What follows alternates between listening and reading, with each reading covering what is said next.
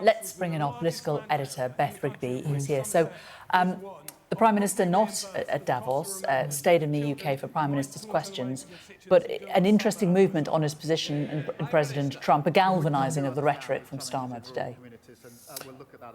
Yes, Jane, I mean, I was quite taken aback, actually, about how strong he was on President Trump today. We have had a year in which our Prime Minister has tried to flatter, contain, cajole President Trump in order to act in the UK interest, be it, for example, on tariffs.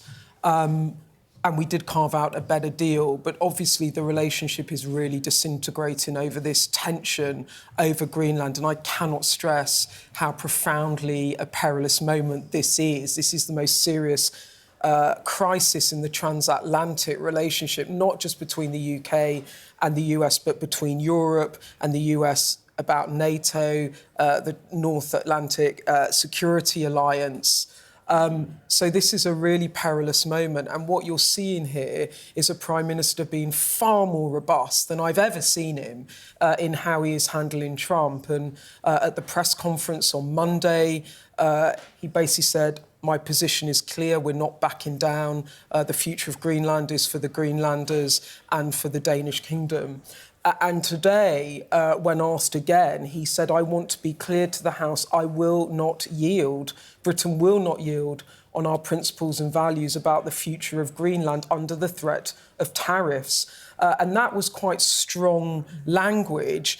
But then he went further, Jane, and this was where it got a little bit more personal between the Prime Minister and President Trump, because Kemi Badenoch, as I would have expected, jumped on that Truth Social post that the President put out about the Chagos Islands. Now, you remember this is a deal to give the Mauritians control, sovereignty over the Chagos Islands, and the UK leases back a very, very critical security defence base there, Diego Garcia, for a century. Now, the Conservatives were long opposed to this deal, but it did get the seal of approval from the US and other allies last year. And now President Trump criticised this deal, called it an act of stupidity, in what the UK government really saw him lashing out at the UK and the Prime Minister because he did not agree to accede to Trump on Greenland. And in the chamber, Badenoch, as I would have expected, stood with him on Greenland, then criticised him on Chagos. And the Prime Minister basically used this as a way to attack Badenoch, but also to kind of really criticise Trump, because he said the President deployed those words yesterday for the express purpose of putting pressure on me and Britain in the relation to my values and principles on the future of Greenland. He wants me to yield on my position. I am not going to do so. So very strong, saying, I see the game here, President Trump, and I'm not moving. But then actually he quite deftly then turned it on Badenoch and said, this is opportunism, that you are jumping on the bandwagon and you are undermining the UK national interest, and you are basically not being statesmanlike. And in this moment where the British people need solidarity over this much bigger issue around Greenland and the future of the alliance, you are taking, as he would say, naked opportunism to undermine me. And briefly, Beth, do you think that was opportunistic? Do you think she got the tone slightly wrong? Yeah, I do think she got the tone slightly wrong, because actually, I think it's absolutely fair enough for Badenoch to say we are opposed to the Chagos deal. She has been the whole way through.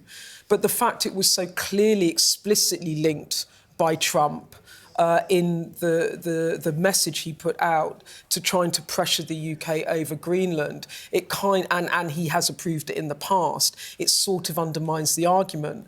And so I think she could have shown her opposition to Chagos without getting into the politics of it.